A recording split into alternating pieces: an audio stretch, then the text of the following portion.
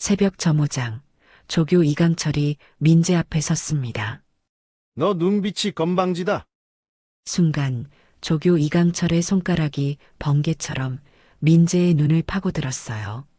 민재의 몸이 휘청거리며 바닥에 주저앉았고 피가 흘러내렸습니다. 이강철은 피 묻은 손가락을 털며 비웃었어요. 이제야 눈빛이 순해졌네. 그래. 군대는 내 눈으로 보는 데가 아니야. 주변 훈련병들은 숨을 죽였고 차가운 바람만 철모 사이를 스쳤습니다.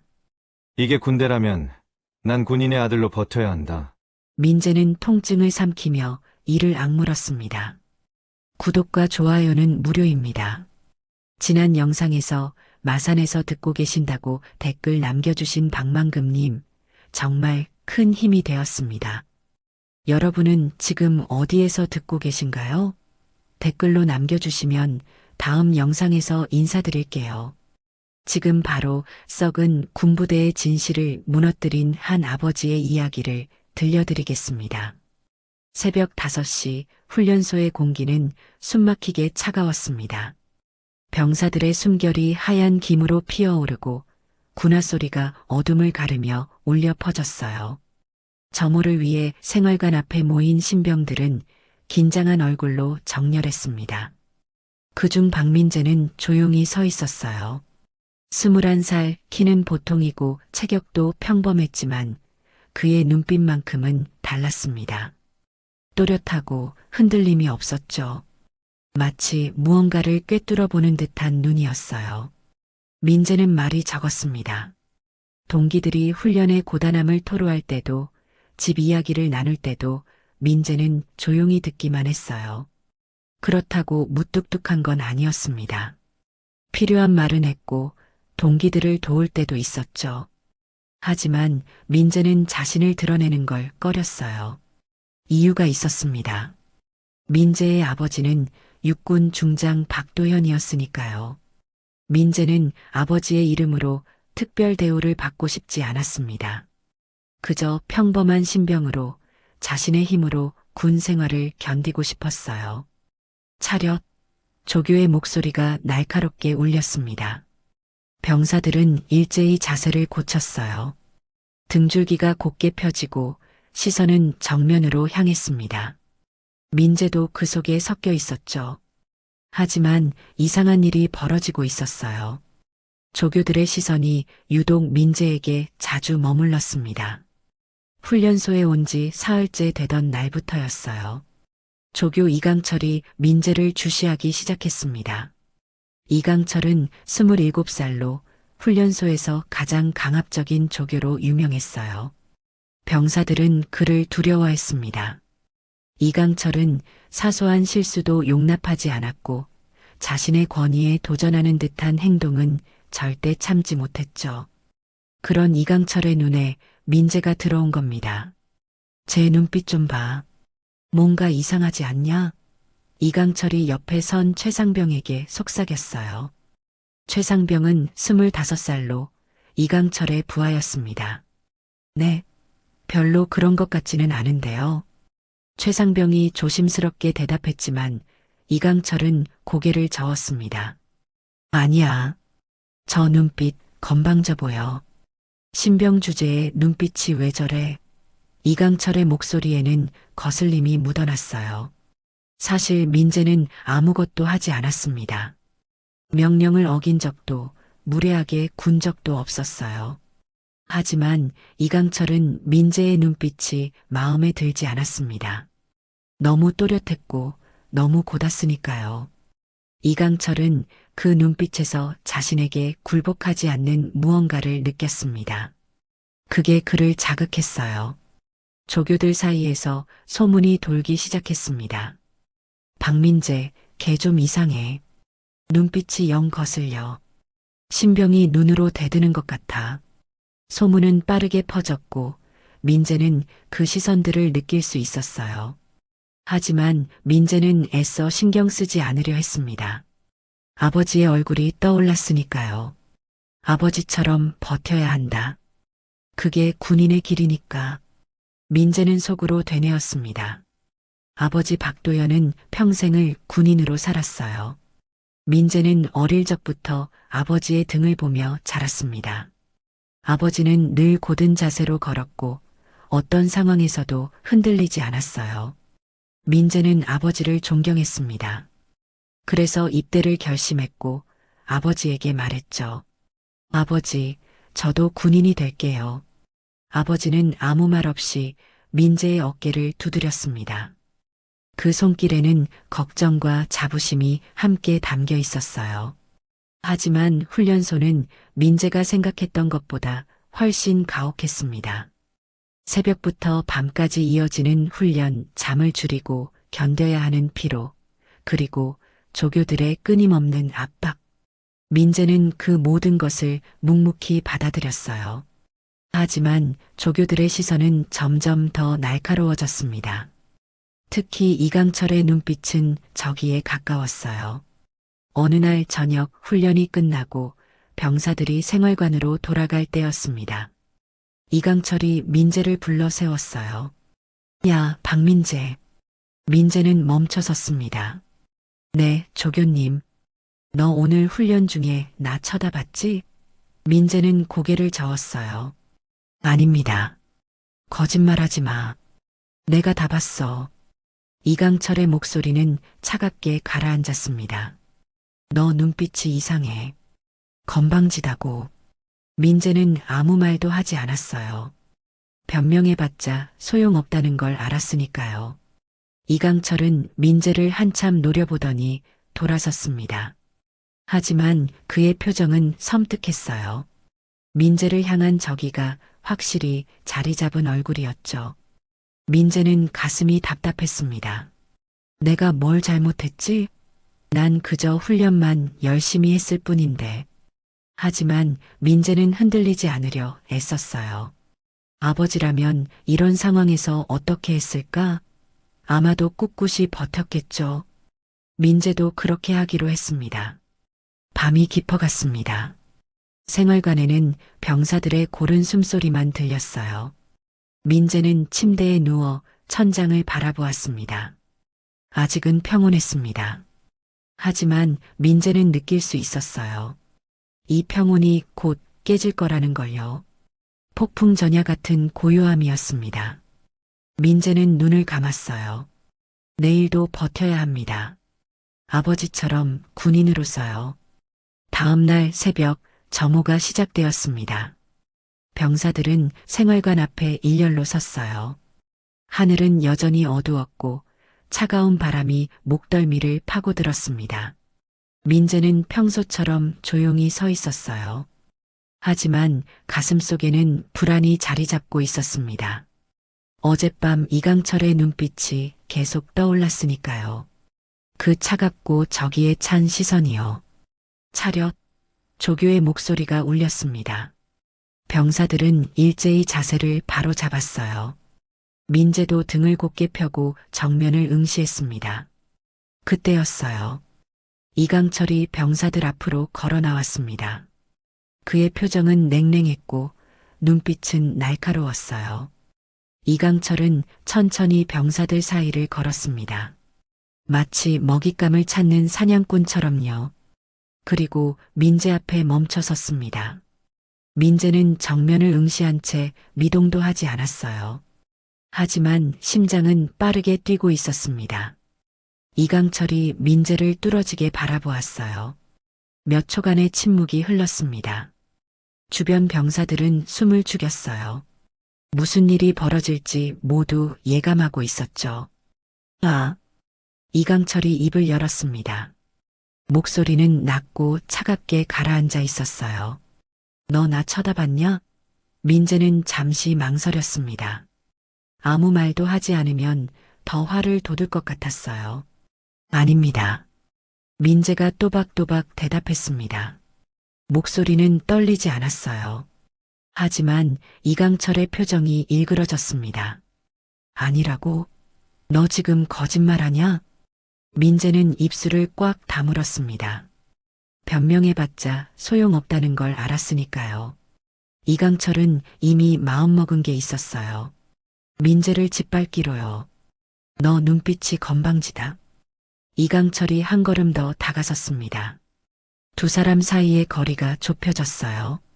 신병 주제에 감히 나를 그런 눈으로 보냐? 이강철의 목소리가 점점 커졌습니다. 주변 병사들은 더욱 긴장했어요. 민재는 여전히 정면을 응시하고 있었습니다.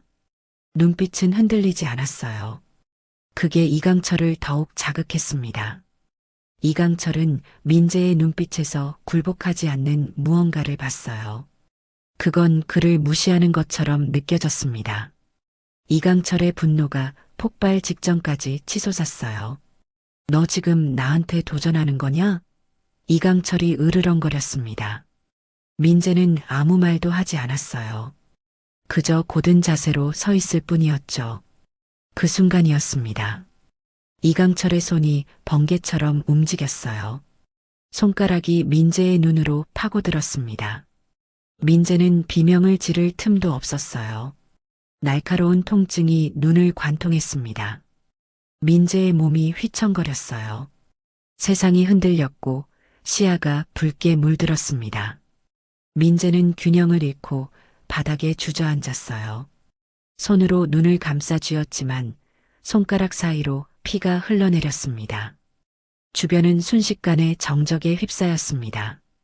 병사들은 입을 다문 채 그 광경을 지켜보았어요. 아무도 움직이지 않았습니다. 아무도 소리를 내지 않았어요.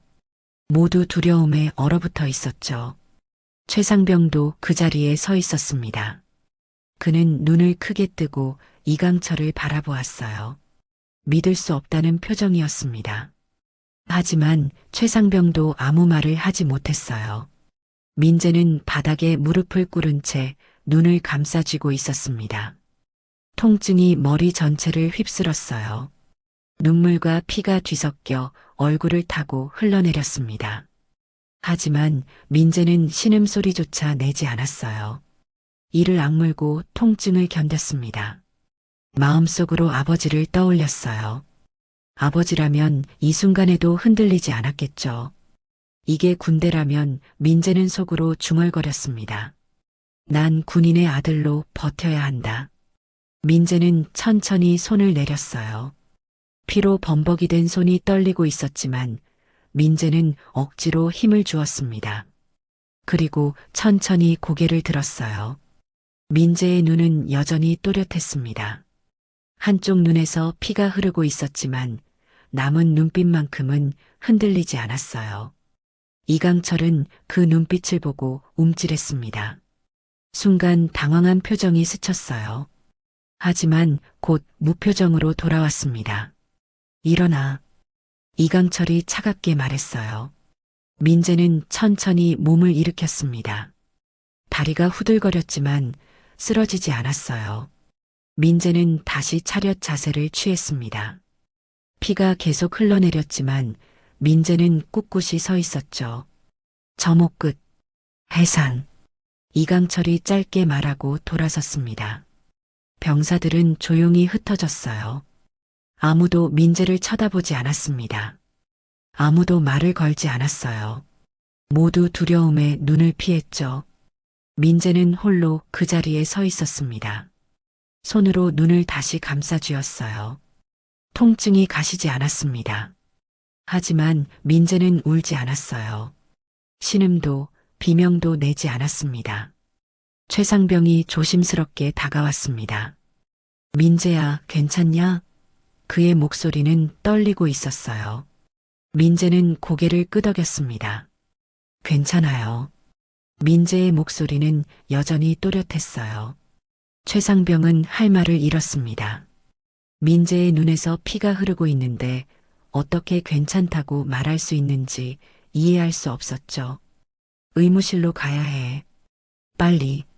최상병이 민재의 팔을 잡았습니다. 민재는 고개를 저었어요. 조금만 있으면 괜찮아질 거예요. 하지만 최상병은 고집을 부렸습니다. 안 돼. 지금 당장 가야 해. 최상병은 민재를 이끌고 의무실로 향했어요. 민재는 비틀거리며 걸었습니다. 시야가 흐릿했고 온 세상이 돌고 있는 것 같았어요. 하지만 민재는 쓰러지지 않았습니다. 한 걸음 한 걸음 나아갔어요.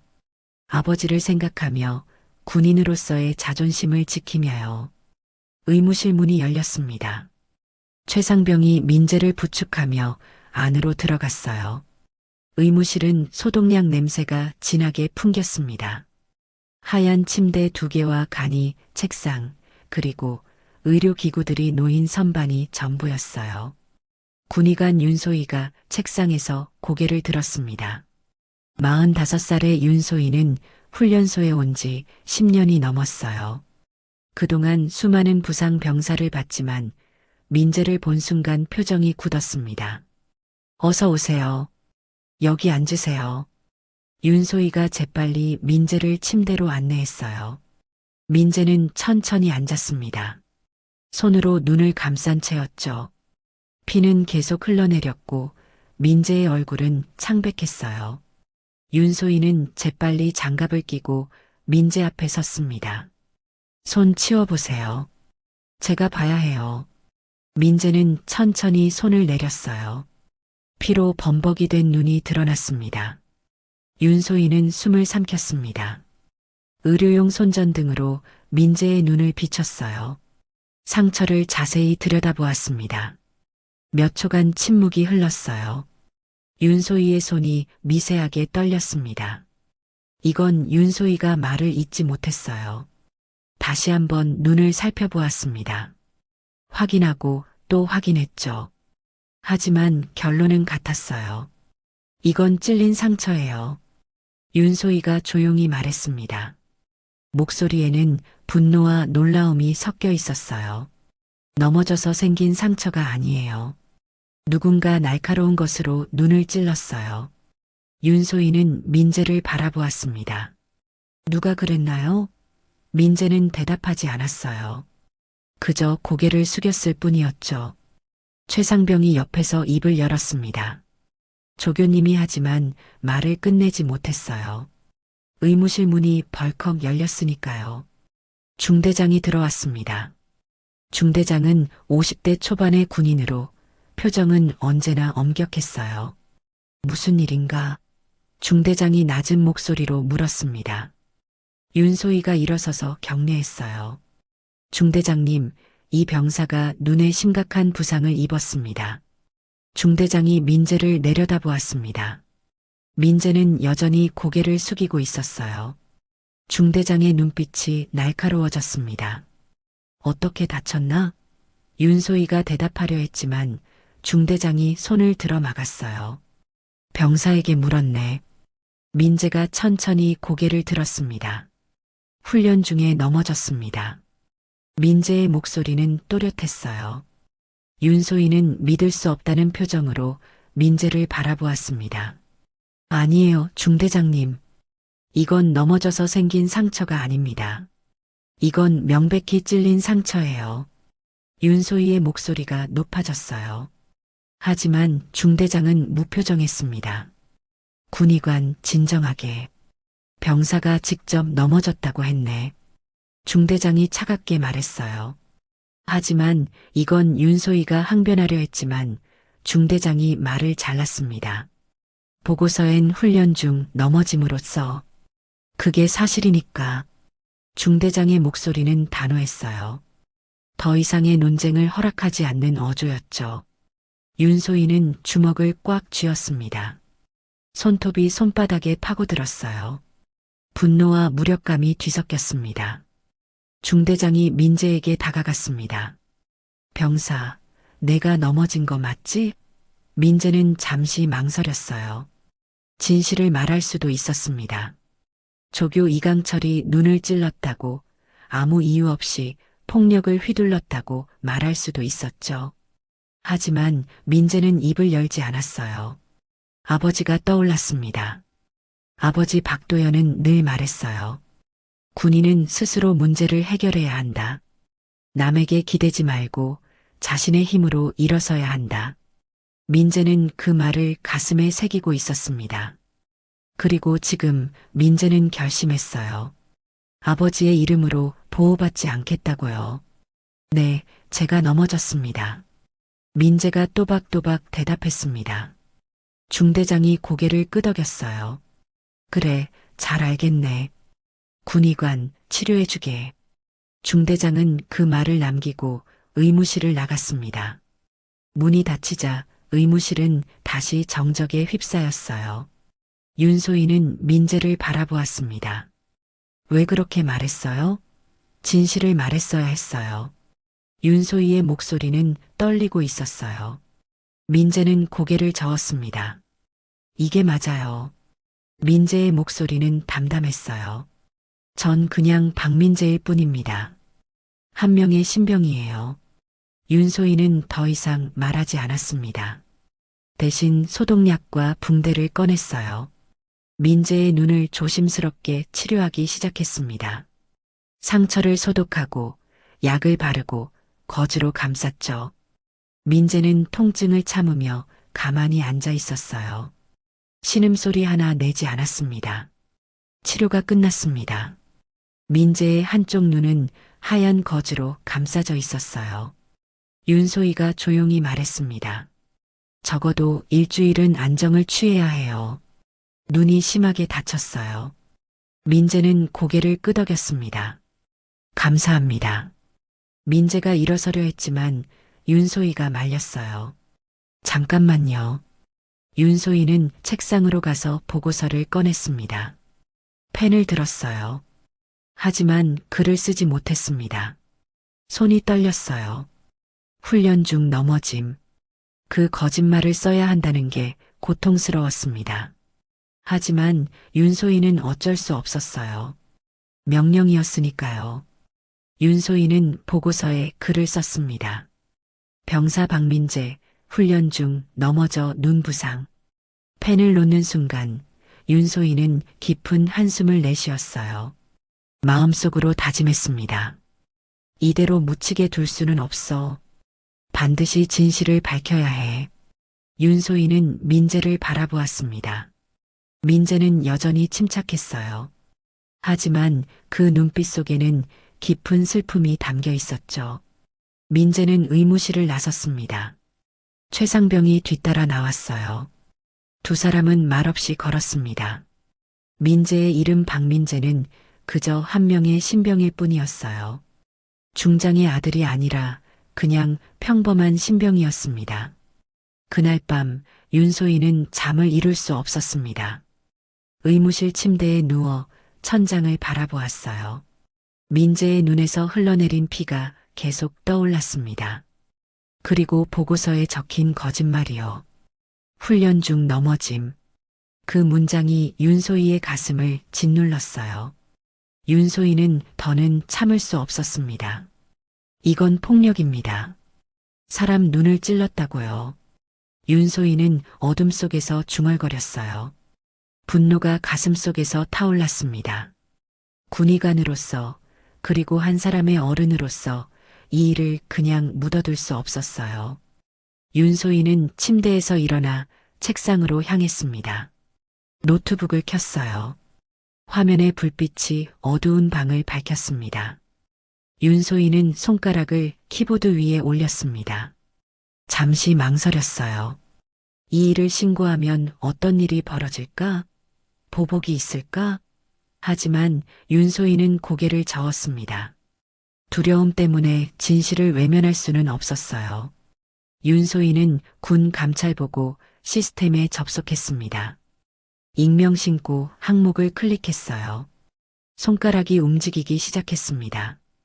훈련소 신병 박민재가 조교 이강철에게 폭행당했습니다. 조교는 점호 중 민재의 눈을 손가락으로 찔렀습니다.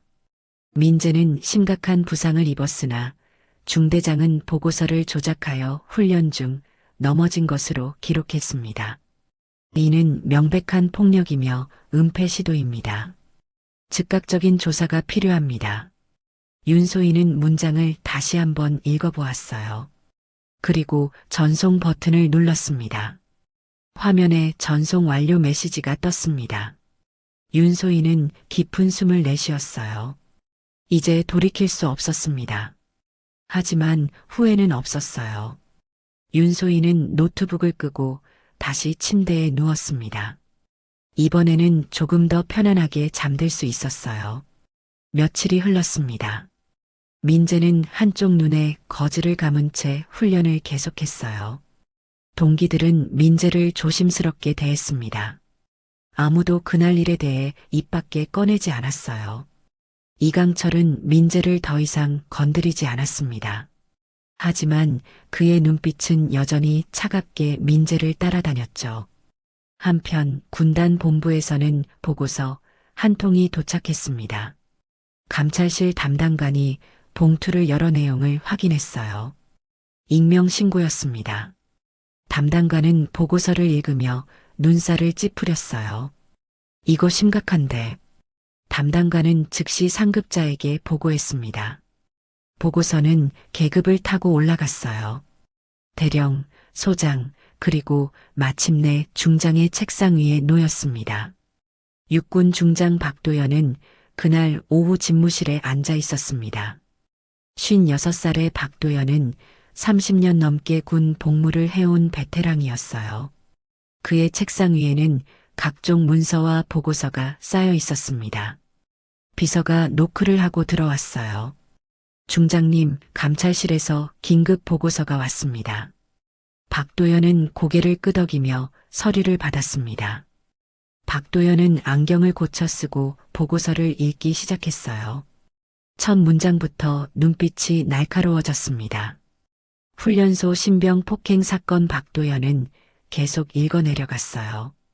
조교의 폭력, 중대장의 은폐, 그리고 피해자의 이름. 박도연의 손이 멈췄습니다. 피해자 이름 박민재. 박도연이 중얼거렸어요. 그 이름을 다시 읽었습니다. 박민재. 틀림없었어요. 박도연의 손이 떨리기 시작했습니다. 서류가 바스락거렸어요. 얼굴이 창백하게 굳었습니다. 그게 내 아들이라고? 박도연의 목소리는 떨렸어요. 박도연은 재빨리 전화기를 집어들었습니다. 인사 담당 부서로 전화를 걸었어요. 나 중장 박도연이다. 신병 박민재의 배치 현황을 즉시 확인해라. 몇 초 후 대답이 돌아왔습니다. 중장님, 박민재 병사는 현재 제7훈련소에 배치되어 있습니다. 박도연은 전화를 끊었어요. 손이 계속 떨렸습니다. 박도연은 보고서를 다시 집어들었습니다. 눈을 찔렸다. 심각한 부상, 은폐. 그 단어들이 박도연의 가슴을 찔렀어요.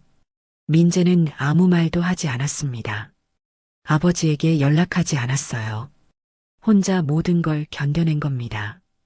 박도연은 주먹을 꽉 쥐었어요. 분노가 치솟았습니다.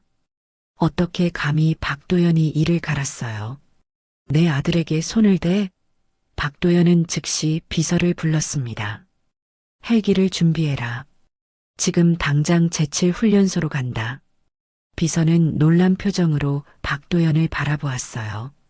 중장님, 일정이 취소해. 지금 당장. 박도연의 목소리는 단호했어요.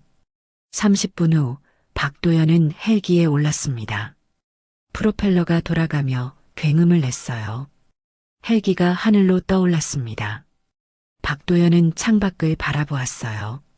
구름 사이로 땅이 멀어졌습니다. 하지만 박도연의 마음은 훈련소를 향해 달려가고 있었어요.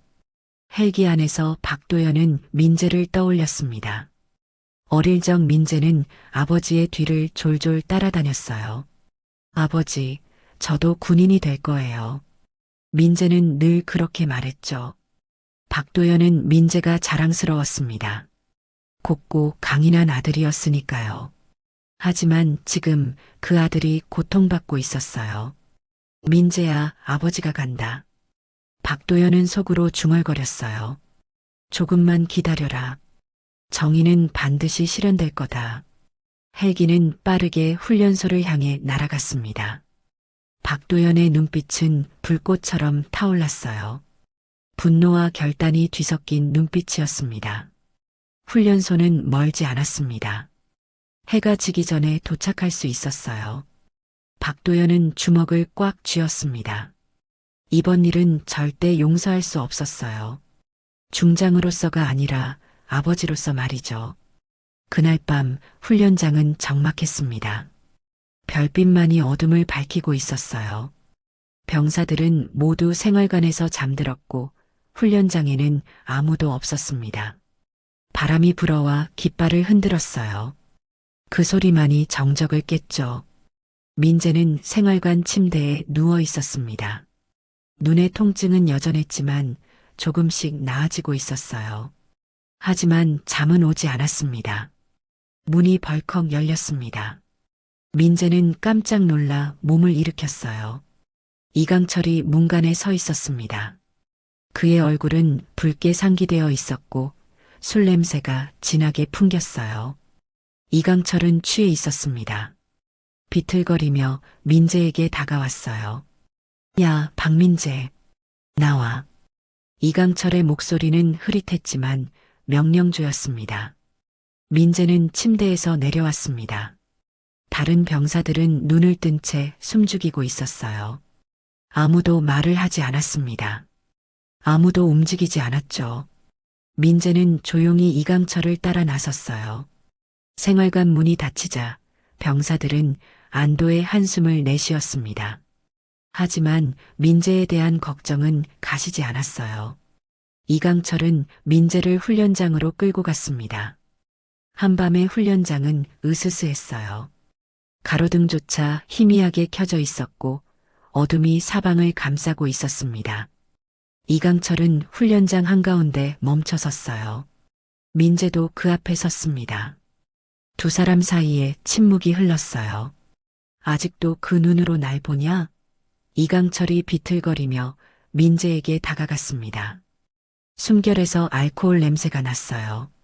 거즈 풀어봐. 내 눈 좀 보자. 민재는 대답하지 않았습니다. 이강철이 화를 냈어요. 내가 명령했어. 거즈 풀으라고. 민재는 천천히 손을 들어 거즈를 풀었습니다. 상처난 눈이 드러났어요. 아직 완전히 낫지 않았지만 민재의 눈빛은 여전히 또렷했습니다. 이강철은 그 눈빛을 보고 이를 갈았어요. 버르장머리 없는 놈. 아직도 안 배웠냐? 이강철의 목소리가 점점 커졌습니다. 내가 누군 줄 알아? 여기선 내가 왕이야. 내 놈 따위가 나를 그런 눈으로 보면 안 돼. 이강철은 분노로 얼굴이 일그러졌어요. 민재를 때린 것으로도 부족했던 겁니다.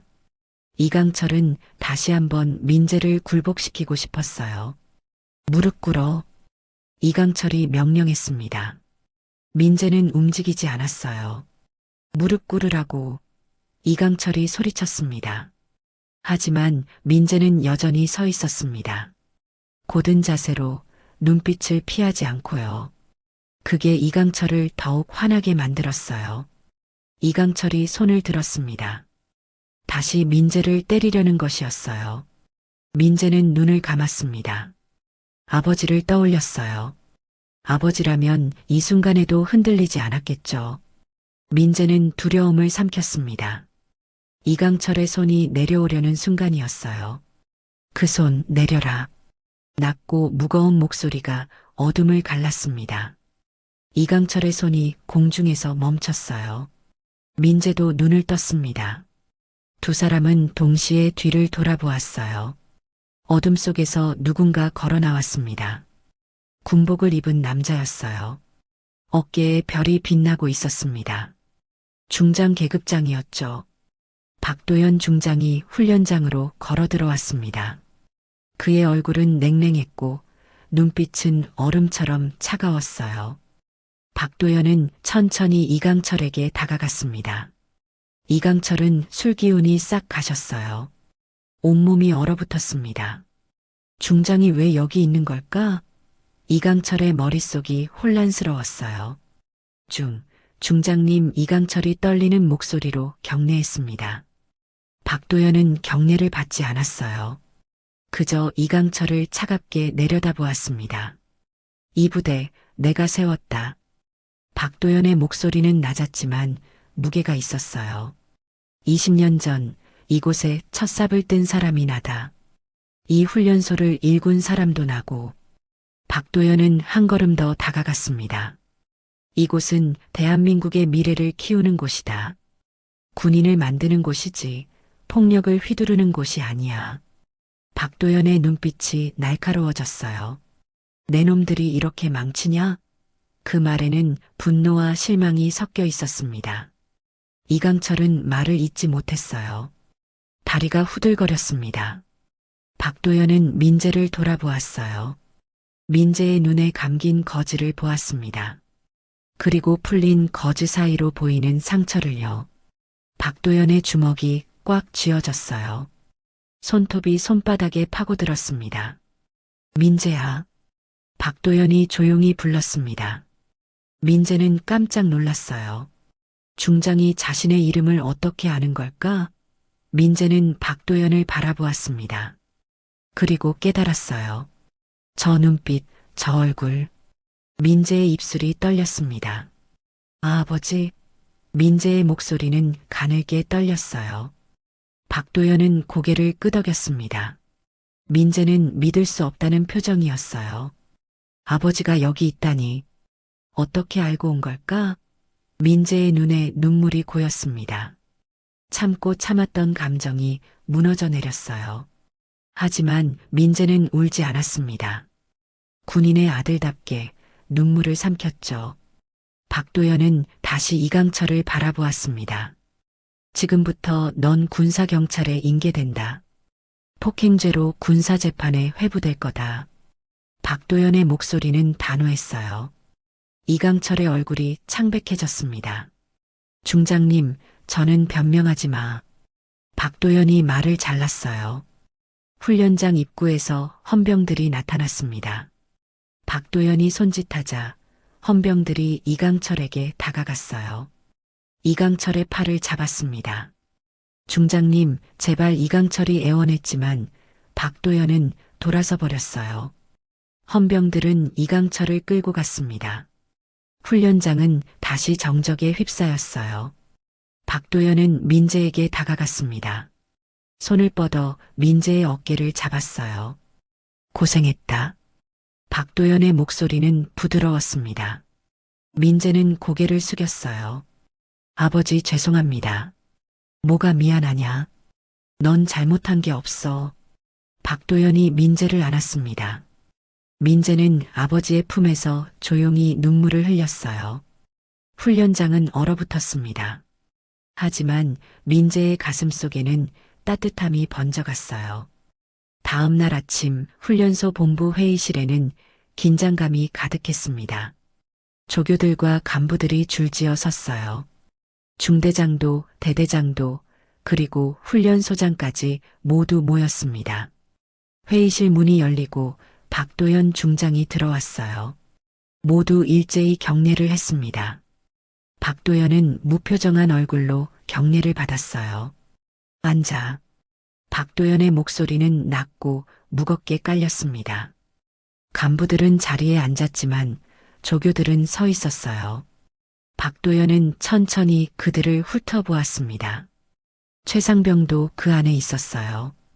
그의 얼굴은 창백했고 손은 떨리고 있었습니다.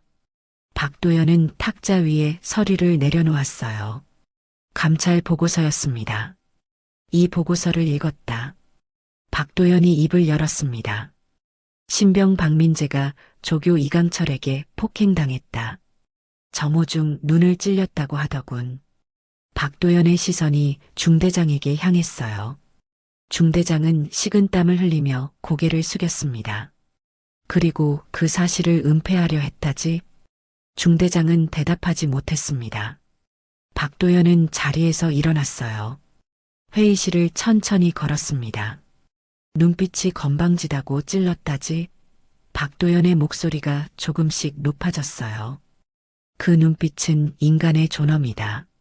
박도연이 멈춰섰습니다. 조교들을 똑바로 바라보았어요. 사람의 눈은 영혼의 창이다. 그 눈빛에서 건방짐을 본다는 건 내 놈이 그 사람의 존엄을 두려워한다는 뜻이야. 박도연의 목소리는 차갑게 가라앉았습니다. 폭력은 두려움에서 나온다. 내 놈은 그 신병이 무서웠던 거야.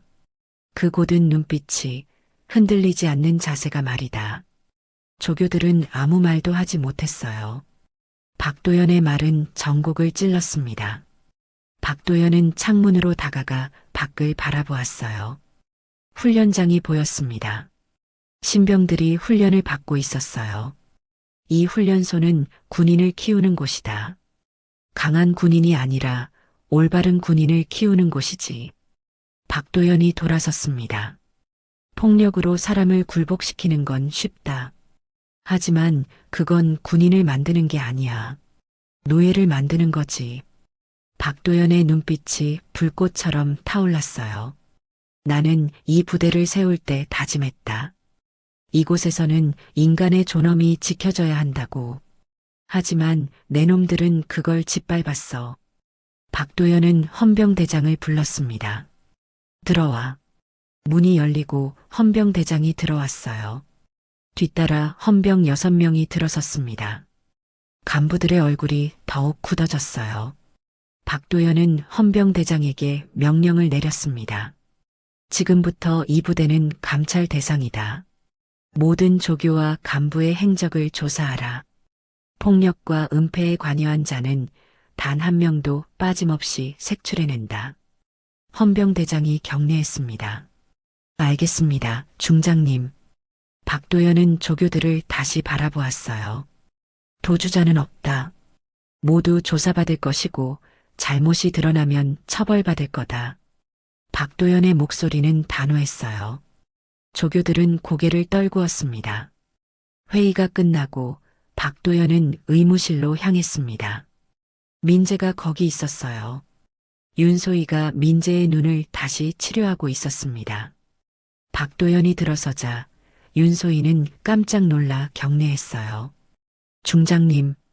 박도연은 고개를 끄덕이고 민재에게 다가갔습니다. 민재는 침대에 앉아 있었어요. 눈에는 새 거즈가 감겨 있었습니다. 박도연을 보자 민재는 일어나려 했어요.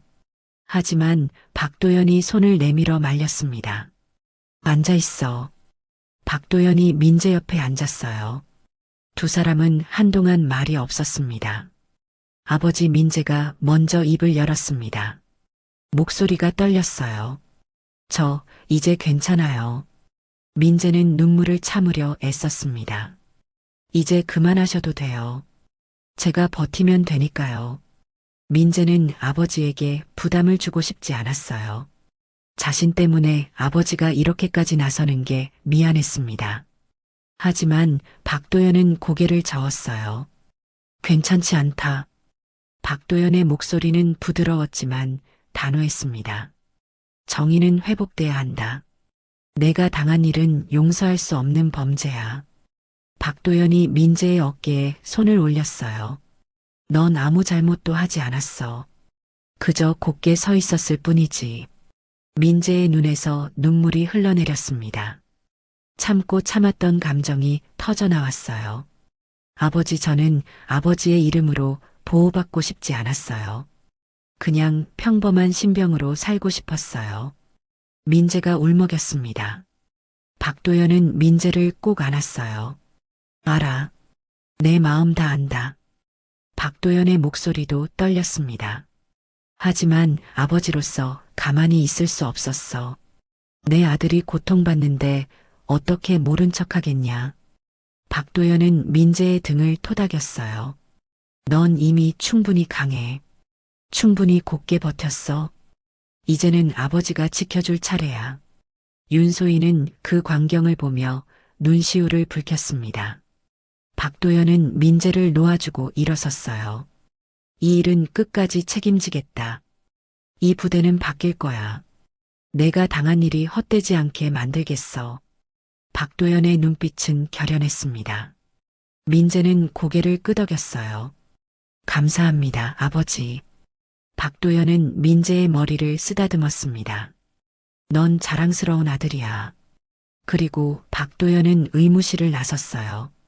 해야 할 일이 아직 많았으니까요. 복도에서 박도연은 헌병대장을 만났습니다. 조사는 철저히 해라. 단 하나도 놓치지 마. 헌병대장이 격려했어요. 명심하겠습니다. 박도연은 고개를 끄덕이고 걸음을 옮겼습니다. 훈련소는 변해야 했어요.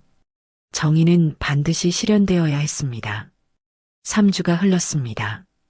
군사재판장은 엄숙한 분위기에 휩싸여 있었어요. 높은 천장 아래 나무로 된 재판석이 놓여 있었고 대한민국 국기가 벽면에 걸려 있었습니다. 방청석에는 관계자들이 앉아 있었어요. 박도연도 그 안에 있었습니다. 군복을 단정히 차려입은 채 정면을 응시하고 있었죠. 피고인석에 이강철이 앉아 있었습니다. 그의 얼굴은 초췌했어요. 3주 동안 구금되어 있던 탓이었습니다. 이강철은 고개를 숙인 채 손을 무릎 위에 올려놓고 있었어요. 재판장이 들어오자 모두 일어섰습니다. 재판장은 50대 후반의 대령이었어요. 그는 자리에 앉으며 서류를 펼쳤습니다. 지금부터 피고인 이강철에 대한 군사재판을 시작한다. 재판장의 목소리가 울려 퍼졌습니다. 피고인은 신병 박민재를 폭행한 혐의로 기소되었다. 검사, 기소 내용을 진술하라. 검사가 일어서서 서류를 읽었어요. 피고인 이강철은 점호 중 신병 박민재의 눈을 손가락으로 찔러 중상해를 입혔습니다. 이는 군형법 제62조 폭행치상에 해당하며 엄중한 처벌이 필요합니다. 재판장이 이강철을 바라보았습니다. 피고인 혐의를 인정하는가? 이강철은 한참 동안 침묵했어요. 방청석의 시선이 모두 그에게 쏠렸습니다. 이강철은 천천히 고개를 들었어요. 눈은 충혈되어 있었고 얼굴은 수척했습니다. 인정합니다. 이강철의 목소리는 떨렸어요. 재판장이 물었습니다. 왜 그랬는가? 이강철은 입술을 깨물었어요. 대답하기까지 시간이 걸렸습니다. 그때 이강철이 입을 열었어요. 그 눈빛이 무서웠습니다. 방청석에서 작은 술렁임이 일었어요. 이강철은 계속 말했습니다. 박민재의 눈빛은 흔들리지 않았어요. 제가 고함을 쳐도 압박을 해도 그는 그냥 저를 바라봤습니다. 이강철의 목소리가 점점 작아졌어요. 저는 조교로서 권위를 세워야 했습니다. 신병들이 저를 두려워해야 한다고 생각했어요. 하지만 박민재는 달랐습니다. 그는 두려워하지 않았어요. 오히려 저를 꿰뚫어 보는 것 같았습니다. 이강철은 고개를 숙였어요. 내가 진 것 같았어요. 그래서 저는 그 눈빛을 없애고 싶었습니다. 재판장은 무표정하게 이강철을 바라보았습니다. 그래서 폭력을 휘둘렀다는 건가? 이강철은 고개를 끄덕였어요. 네, 잘못했습니다. 제가 약했습니다. 진짜 강한 사람은 폭력을 쓰지 않는다는 걸 그때는 몰랐습니다. 이강철의 목소리는 후회로 가득했어요. 재판장이 검사를 바라보았습니다. 증인을 불러라. 문이 열리고 최상병이 들어왔어요. 최상병은 긴장한 얼굴로 증인석에 섰습니다. 재판장이 물었어요. 증인은 사건 당시 현장에 있었는가? 최상병이 대답했습니다. 네, 있었습니다. 본 것을 진술하라. 재판장이 말했습니다. 최상병은 깊은 숨을 들이쉬었어요. 점호 중이었습니다. 이강철 조교님이 박민재 신병 앞에 섰습니다. 그리고 눈빛이 건방지다고 말했어요. 다음 순간 조교님은 손가락으로 민재의 눈을 찔렀습니다. 최상병의 목소리는 떨렸지만 또렷했어요. 민재는 바닥에 주저앉았고 피를 흘렸습니다. 하지만 아무도 도와주지 못했어요. 우리 모두 두려웠으니까요. 최상병은 고개를 숙였습니다. 저도 잘못했습니다. 막았어야 했는데 그러지 못했어요. 재판장은 최상병의 증언을 기록했습니다. 피해자를 불러라. 재판장이 말했습니다. 문이 열리고 민재가 들어왔어요. 민재의 눈에는 더 이상 거즈가 없었습니다. 상처는 아물었지만 작은 흉터가 남아 있었어요. 민재는 증인석에 섰습니다. 재판장이 물었습니다. 피해자 박민재, 당시 상황을 진술하라. 민재는 차분하게 대답했어요. 점호 중이었습니다. 조교님이 제 눈빛이 건방지다고 하셨습니다. 저는 아무 말도 하지 않았어요. 그런데 갑자기 손가락이 제 눈으로 들어왔습니다.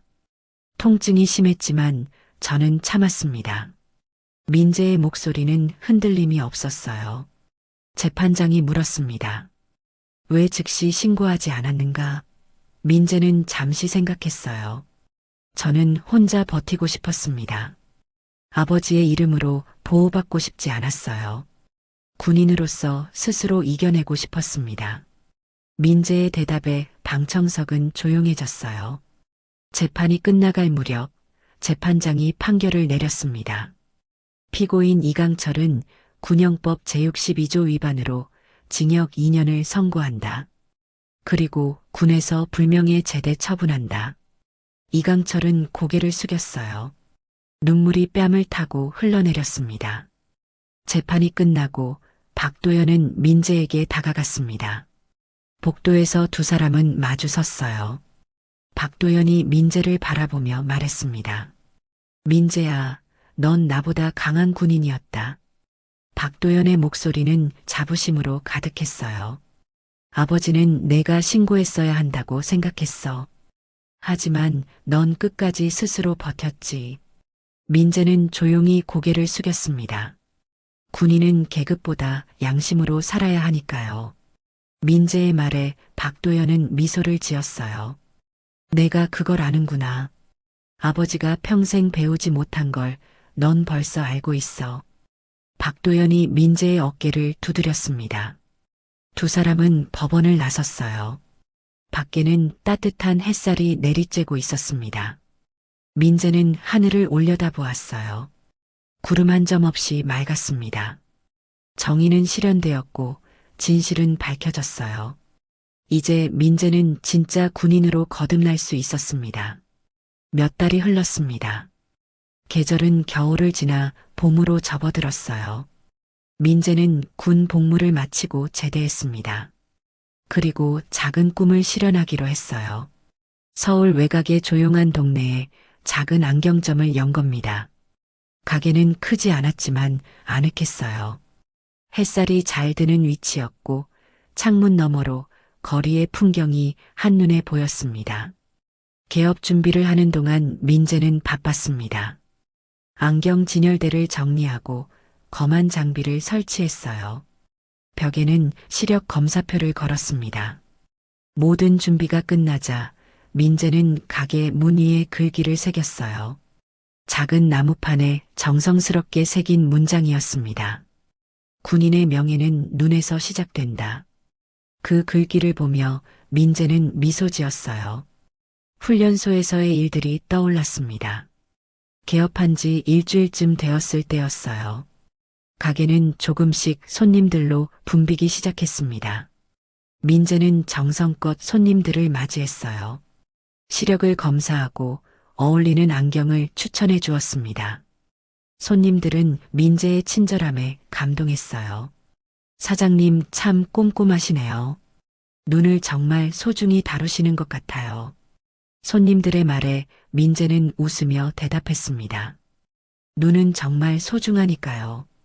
어느 봄날 오후 가게 문이 열렸습니다. 벨소리가 경쾌하게 울렸어요. 민재는 고개를 들었습니다. 문간에 박도연이 서 있었어요. 평상복 차림이었지만 여전히 군인 같은 자세였습니다. 민재는 깜짝 놀라 일어섰어요. 아버지. 박도연은 미소를 지으며 가게 안으로 들어왔습니다. 주변을 둘러보았어요. 여기가 내 가게구나. 박도연이 말했습니다. 작지만 아늑하네. 민재는 아버지를 의자로 안내했어요. 갑자기 어떻게 오셨어요? 박도연은 앉으며 대답했습니다. 아들이 가게를 열었다는데 아버지가 안 올 수 있나? 박도연은 민재를 바라보았어요. 시력은 좀 어때? 민재는 미소를 지었습니다. 괜찮아요. 이제 세상이 더 선명하게 보여요. 민재의 대답에는 두 가지 의미가 담겨 있었어요. 눈의 상처가 아물었다는 것, 그리고 세상을 보는 눈이 달라졌다는 것이었죠. 박도연은 고개를 끄덕였습니다. 다행이다. 박도연의 목소리는 안도로 가득했어요. 두 사람은 잠시 침묵했습니다. 가게 안은 고요했어요. 창밖으로 봄바람이 불어왔습니다. 거리의 벚나무에서 꽃잎이 흩날렸어요. 분홍빛 꽃잎들이 공중을 춤추듯 떠다녔습니다. 민재는 창밖을 바라보았어요. 벚꽃이 참 아름다웠습니다. 박도연도 함께 창밖을 보았어요. 아버지, 민재가 조용히 불렀습니다. 박도연이 민재를 돌아보았어요. 민재는 아버지를 똑바로 바라보며 물었습니다. 제 눈빛 이제는 두렵지 않죠? 민재의 질문에는 장난기가 섞여 있었어요. 하지만 동시에 진심이 담겨 있었습니다. 훈련소에서 조교는 민재의 눈빛을 두려워했어요. 하지만 아버지는 어떨까? 민재는 궁금했습니다. 박도연은 웃음을 터뜨렸습니다. 진심 어린 웃음이었어요. 아니, 자랑스럽다. 박도연의 목소리는 따뜻했습니다. 내 눈빛은 언제나 곧았어. 어릴 때부터 그랬지. 흔들리지 않고 정직하고 용감했어. 박도연이 민재의 손을 잡았어요. 아버지는 내가 자랑스럽다. 폭력 앞에서도 굴하지 않았고 진실을 지켰으니까. 민재는 눈시울이 뜨거워졌습니다. 아버지의 말 한마디 한마디가 가슴에 와닿았어요. 감사합니다, 아버지. 민재가 말했습니다. 박도연은 민재의 손을 꽉 쥐었어요. 아버지야말로 고맙다.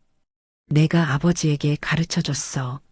진정한 용기가 뭔지, 진짜 군인이 뭔지 말이야.